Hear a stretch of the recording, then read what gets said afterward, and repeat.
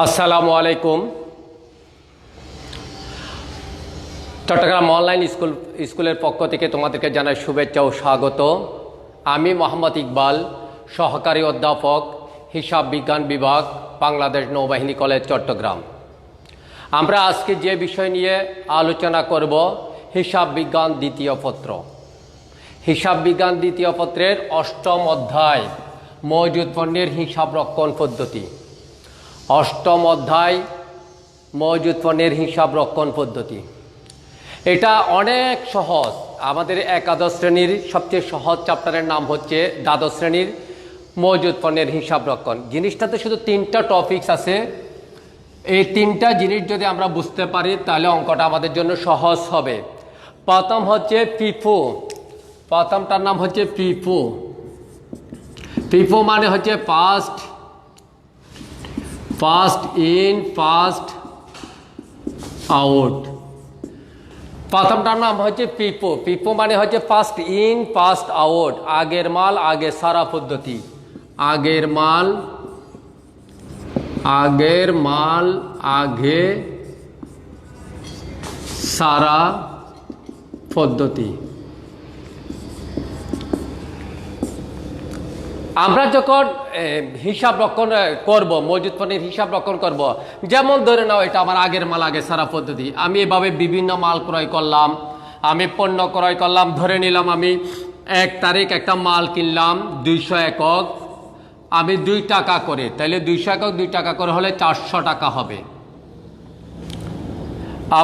আবার 5 তারিখ মাল কিনলাম 600 একক 3 টাকা করে, 300 1800। আগে থাকবে 400 একক, পরে থাকবে কত 18, 300 1800। তাহলে আগের মাল আগে সারা পদ্ধতিতে আমি যখন মাল বিক্রি করব তখন কিন্তু আগে 400, এই যে 200 এককটাই বিক্রি করব, পরে বিক্রি করতে পারবো 600 একক। এটার নাম হচ্ছে আগের মাল আগে সারা পদ্ধতি। অর্থাৎ যে পণ্যটা আমার কারবারে সর্বপ্রথম আসবে সেটাকে আমি কি প্রথমে সেল করব আর পরেরটা পরে সেল করব, তার নাম হচ্ছে পিপো, ফার্স্ট ইন ফার্স্ট আউট। এরপর হচ্ছে দেখো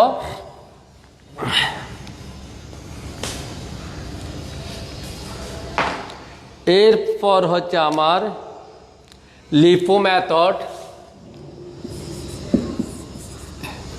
লিফো মেথড হচ্ছে last in first out. Last in first out. Last in first out মানে হচ্ছে শেষের মাল আগে সারা পদ্ধতি। শেষের মাল আগে সারা পদ্ধতি। যে পণ্যটা আমি শেষে ক্রয় করব, আমি এই গুদামের মধ্যে যে পণ্যটা আমার শেষে আসবে সেটাকে আমি আগে ছাড়বো। যে পণ্যটা আমার গুদামে শেষে আসবে তাকে আমি আগে ছাড়বো, তার নাম হচ্ছে last in first out method. আরেকটার নাম হচ্ছে ওয়েটেড অ্যাভারেজ মেথড। আরেকটার নাম হচ্ছে weighted average method, WEIGHT, weighted.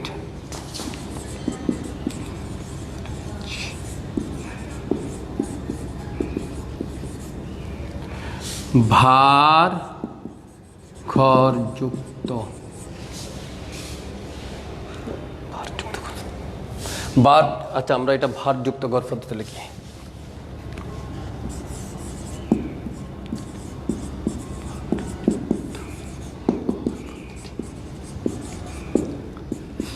এটা হচ্ছে ওয়েটেড অ্যাভারেজ মেথড, হচ্ছে ভারযুক্ত ঘর পদ্ধতি। ভারযুক্ত ঘর পদ্ধতি বলতে আমরা কি বুঝি? আমরা দেখবো এখানে ধরে নাও আমি 200 টাকার পণ্য 3 টাকা করে নিলাম, তাহলে 3 দুগুণ কত 600।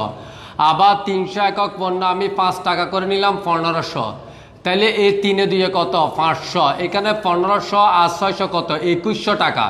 2100 টাকাকে 500 দিয়ে ভাগ করলে যেটা হবে সেটার নাম হচ্ছে ভারযুক্ত ঘর পদ্ধতি। অর্থাৎ আমি মোল টাকাকে একক দিয়ে ভাগ করলে ভারযুক্ত ঘর পদ্ধতি বেরিয়ে আসবে। আর আমরা যদি একটা অঙ্ক এখন যদি প্র্যাকটিস করি তাও আমাদের কিন্তু কিছুটা ক্লিয়ার হবে। আমরা একটা অঙ্ক ধরব, যে অঙ্কটা করলে মোটামুটি আমাদের সবার ক্লিয়ার হবে ওই রকম একটা অঙ্ক নিই।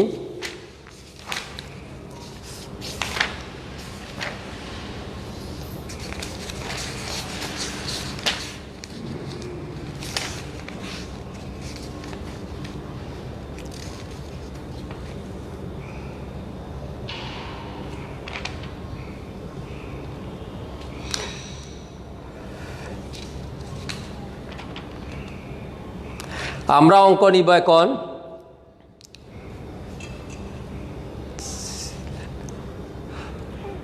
সিলেট বোর্ড 2019। আমরা অঙ্ক করব সিলেট বোর্ড 2019।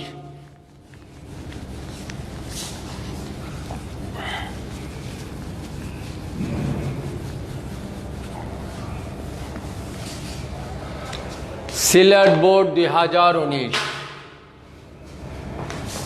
সিলেট বোর্ড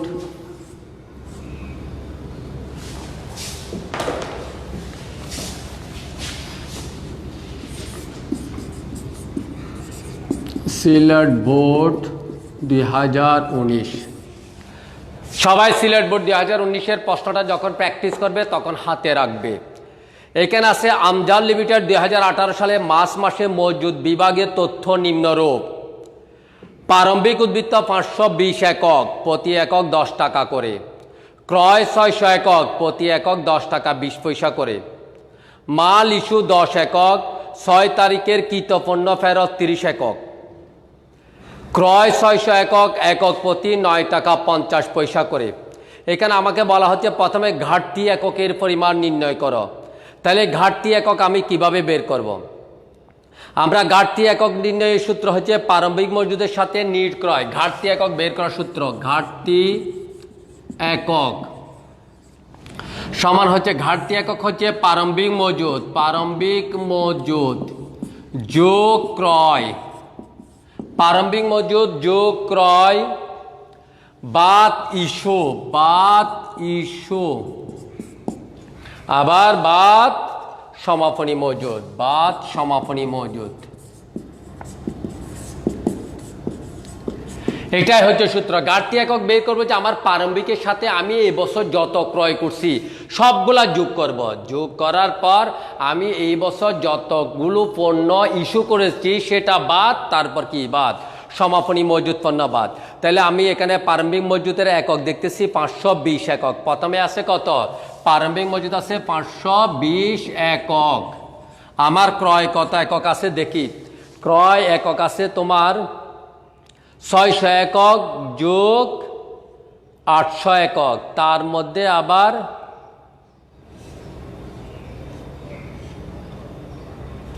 600 আর 800 কত? 1400। তার মধ্যে 30 একক আছে তোমার ফেরত আছে, 30 একক ফেরত আছে। তাহলে 600 যোগ 800 মাইনাস 30 সমান কত একক হয়? 1370 একক। 1370 একক। তাহলে যোগ করলে কত হবে? 0 7 2 9 5 3 8 1890 একক। এই 1890 একক থেকে ইস্যু করতেছি কত? ইস্যু আছে 710 একক যোগ 770 একক, আবার ফেরত আছে 20 একক। ইস্যু হবে 710 যোগ 770 মাইনাস 20। 710 যোগ 770 মাইনাস 20। তাহলে 700 1480। 1480 থেকে 20 গেলে 1460। 1460 আর তাকে কত? 0। 9 থেকে 6 গেলে 3, 8 থেকে 4 গেলে কত? 4। 430 একক। 430 একক থেকে সমাপনী মজুদ পণ্য দেওয়া আছে 400 একক। সমাপনী মজুদ পণ্য 400 একক। তাহলে ঘাটতি কত? ঘাটতি সমান 30 একক। ঘাটতি একক কিভাবে বের করা হয়? প্রারম্ভিক মজুদ যোগ ক্রয় বাদ ইস্যু বাদ সমাপনী মজুদ পণ্য। এই সূত্রটা আমরা মনে রাখবো। ঘাটতি একক বের করার সূত্র হচ্ছে প্রারম্ভিক মজুদ যোগ ক্রয় বাদ ইস্যু বাদ সমাপনী মজুদ পণ্য সমান কি? ঘাটতি একক। আমরা ঘাটতি পেয়ে গেছি 30 একক।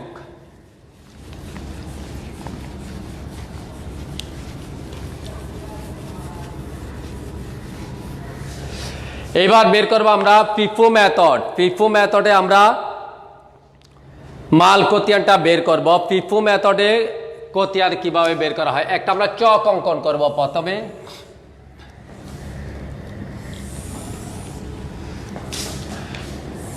প্রথমে একটা চক অঙ্কন করব, তারপর আমরা দিব তারিখ, বিবরণ।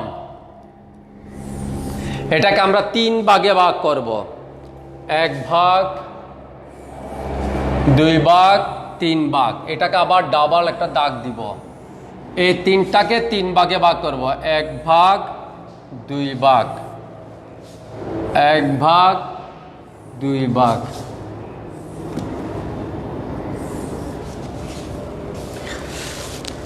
উপরে হবে মাল কোতিয়ান, মাল কোতিয়ান ফিফো পদ্ধতি, ফিফো পদ্ধতি। এখানে হবে তারিখ, তারিখ বিবরণ, ক্রয় ইস্যু উদ্বৃত্ত। এখানে হবে ক্রয় ইস্যু, ক্রয় বা প্রাপ্তি, ইস্যু আর উদ্বৃত্ত। ক্রয় ইস্যু উদ্বৃত্ত, ক্রয় ইস্যু উদ্বৃত্ত। এটা হচ্ছে একক দর টাকা, একক দর টাকা, একক দর টাকা। প্রথম প্রশ্ন 2018 মার্চ 1, তারিখ হচ্ছে 2018 মার্চ মাসের 1 তারিখ। প্রারম্ভিক উদ্বৃত্ত দেওয়া আছে 520 একক 10 টাকা করে। তাহলে প্রারম্ভিক উদ্বৃত্ত 510 একক, 520 একক 10 টাকা করে। তাহলে 520 10 টাকা করে কত হবে? 5200 একক। আমরা সবসময় প্রারম্ভিক উদ্বৃত্ত এভাবে লিখে দিব, প্রারম্ভিক উদ্বৃত্ত আমরা এভাবে বসাই দিব। পরেরটা আছে ক্রয় 600 একক 10 টাকা 20 পয়সা করে। তাইলে মার্চ মাসের কয় তারিখ? মার্চ মাসের 6 তারিখ, মার্চ 6। ক্রয়, ক্রয় দেওয়া আছে 600 একক 10 টাকা 20 পয়সা। ক্রয় হলে এখানে হবে 600 একক 10 টাকা 20 পয়সা করে। তাহলে কত টাকা হয়? 600 একক 10 টাকা 20 পয়সা করে 6120 টাকা, 6120 টাকা। আমার আগের পণ্য ছিল 520 10 টাকা করে 5200। আবার ক্রয় করছি 600 একক, 600 একক 10 টাকা 20 পয়সা করে 6120, 6120। আমরা এই কথাটা লিপুতে হোক আর ফিফুতে হোক আমরা এটা লিখব। প্রথমে যেটা আমার আগের পণ্য ছিল সেটা লিখছি, পরে যেটা ক্রয় করছি সেটা করছি। এটার নাম হচ্ছে ফিফু, ফার্স্ট ইন ফার্স্ট আউট। অর্থাৎ যে পণ্যটা আমি আগে ক্রয় করেছি সেই পণ্যটা আমাকে আগে ছাড়তে হবে, বিক্রয় করতে হবে। এখন আছে 11 তারিখ মাল ইস্যু 710 একক, 11 তারিখ ইস্যু 710 একক। তাহলে 710 একক করার জন্য আমি এটা আগের মাল আগে, first in first out. First in হয়েছে কিন্তু 520 একক। তাহলে আমি প্রথমে ফার্স্ট ইন 520 একক বাদ দিয়ে দিব। 520 একক 10 টাকা করে 5200। আমাকে ইস্যু করতে হবে 710 একক। তাহলে আর কত একক ইস্যু করতে হবে? 710 থেকে যদি 520 যায় আরো 90 একক, আরো 190 একক যাবে। 190 একক যাবে কোত্থেকে? 10 টাকা 20 পয়সা করে। 190 একক কিন্তু 10 টাকা 20 পয়সা 1938 টাকা যাবে, 1938 টাকা। তাহলে আর আমার এখানে থাকে কত? 600 থেকে 190 চলে গেলে আর 410 একক, 410 একক 10 টাকা 20 পয়সা করে গুণ করে দেখো কত আসে। 410 ইন্টু 10 টাকা 20, 4182 টাকা, 4182। এই কথাটাকে বুঝতেছি কিনে দেখি। আমার এটা হচ্ছে FIFO method, first in first out. First in কত? ফার্স্ট ইন ছিল আমার 520 একক, সেই জন্য আমি আউট করব প্রথমে 520 একক। 520 একক আগের দাম 10 টাকা, এখানে দিলাম 10 টাকা, 5200 টাকা। আবার দেখো এখন আমার 720 একক থেকে 520 চলে গেলে আর 190 একক, রেট থাকবে 10 টাকা 20 পয়সা করে। তাহলে আমি এটাও সেল করে দিছি, এখান থেকে সেল করছি কত 190, তাহলে বাদ 190 যদি বাদ যায় আর থাকবে 410। এতটুকু বুঝতে পারলে অঙ্কটা আমাদের ক্লিয়ার হবে, এতটুকু বুঝতে পারলে। এরপর আসছে 6 তারিখের কৃত পণ্য ফেরত 30 একক, 6 তারিখে 14 তারিখ, 6 তারিখের ক্রয়কৃত পণ্য ফেরত, এটা কি পণ্য ফেরত। এই 6 তারিখ যে পণ্যটা আমি 10 টাকা 20 পয়সা করে কিনছি সেটা আমি ফেরত দিছি, যদি ফেরত দিই তাহলে 10 টাকা 20 পয়সা করে দেখো 30 একক পণ্য ফেরত দিছি 10 টাকা 20 পয়সা করে, তাহলে 10 টাকা 20 পয়সা করে কত হবে 30 × 10 টাকা 20, 306 টাকা, 306 টাকা। আগে ছিল 410, এখন হচ্ছে তোমার ফেরত দিছি কত 30, তাহলে 410 থেকে 30 গেলে আর কত হবে, আর থাকবে কত 380, 380 10 টাকা 20 পয়সা করে কত আসে 380 × 10 টাকা 20, 3876 টাকা।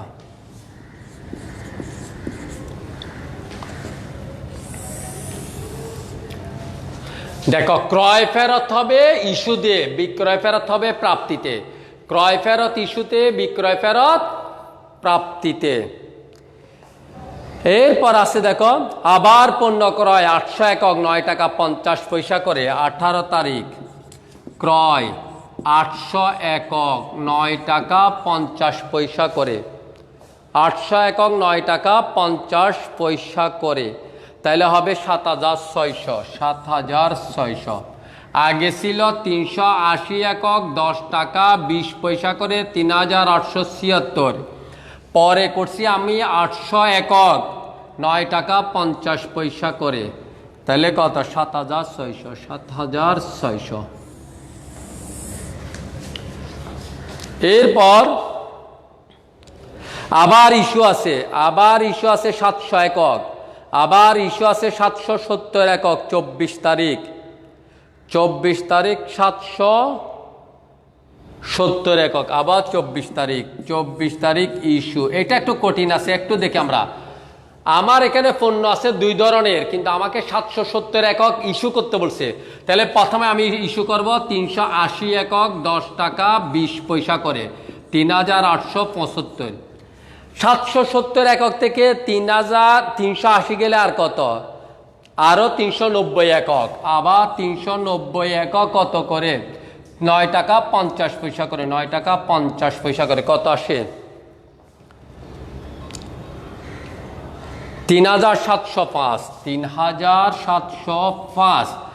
800 একক থেকে 390 একক গেলে কত, 800 একক থেকে 390 একক গেলে 410 একক, তাহলে 410 একক 9 টাকা 50 পয়সা করে, কত আসে ক্যালকুলেটর মিশিয়ে দিয়ে তোমরা গুনে দেখো, 410 × 9 টাকা 50, 3895।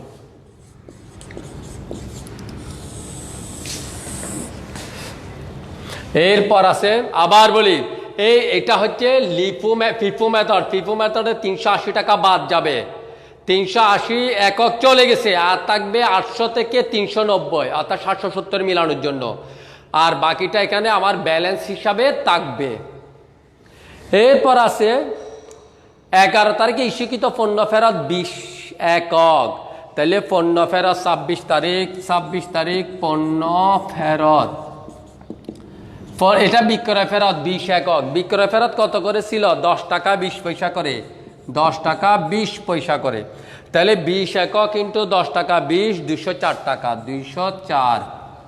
আমার এখানে 10 টাকা 20 পয়সা করে, 380 যোগ না 410, তাহলে 410-এর আগে আমার 20 একক থাকবে, তাহলে 20 একক কত টাকা করে 10 টাকা 20 পয়সা করে, 10 টাকা 20, 204, 204, আর থাকবে 410 9 টাকা 50 পয়সা করে, 3895। তাইলে এখন দেখি আমার এখানে সমাপনী মজুদ পণ্য দেয়াই আছে। সমাপনী মজুদ পণ্য কত দেওয়া আছে? এখানে হবে পরেরটা হবে ঘাটতি। 31 তারিখ হবে, 31 তারিখ ঘাটতি। আমি ঘাটতি কিন্তু বের করছিলাম, ঘাটতি। তাহলে আমি ঘাটতিটা এখানে রেখে দিই, সমাপনী মজুদ। এরপর হবে কি? সমাপনী মজুদ। সমাপনী মজুদ প্রশ্নে দেওয়া আছে কত? 400 একক। তাহলে ঘাটতি হবে কত? আমার এখানে যে 400 একক হয়, তাহলে আমার ঘাটতি হচ্ছে কত? ঘাটতি হবে কত একক? 20 একক হবে 10 টাকা 20 পয়সা করে। 20 একক হবে, এই 20 একক 10 টাকা 20 পয়সা করে, 204 টাকা। আবার এখান থেকে 10 একক হবে 9 টাকা 50 পয়সা করে, কত? 1950 টাকা, সরি 95 টাকা হবে, কত? 95 টাকা। আর আমার এখানে থাকবে কত? 400 একক 9 টাকা 50 পয়সা করে। 400 ইন্টু 9 টাকা 50 কত আসে? 3800 টাকা, 3850 টাকা, 3850 টাকা।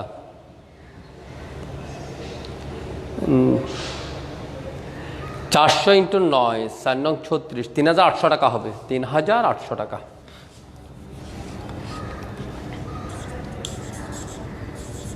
তাহলে আমার কি 400 একক ঘাটতি মিলে গেছে, সরি সমাপনী মজুদ পণ্য মিলে গেছে। এটা হচ্ছে ফিফো মেথডের অঙ্ক। এই ফিফো মেথডের অঙ্ক যদি আমরা লিফো মেথডে করতে যাই, তাহলে কি করব? আমাদের বাড়ির কাজ থাকবে এটা লিফো মেথডে করে নিয়ে আসা। লিফো মেথড হলে এটা উল্টা হয়ে যাবে, আগে 600 একক সেল করতে হবে। একটা ফিফো মানি উপর থেকে সেল করা, লিফো মানি নিচের থেকে সেল করা, আর কোনো পার্থক্য নাই। এই অঙ্কটা আমরা বাসায় প্র্যাকটিস করব। আগামী সপ্তাহে ইনশাল্লাহ আবার দেখা হবে। এই ধরনের আমি একই অঙ্ক আবার কি লিফো মেথড এবং ওয়েটেড অ্যাভারেজ মেথডে তোমাদেরকে শিখিয়ে দিব।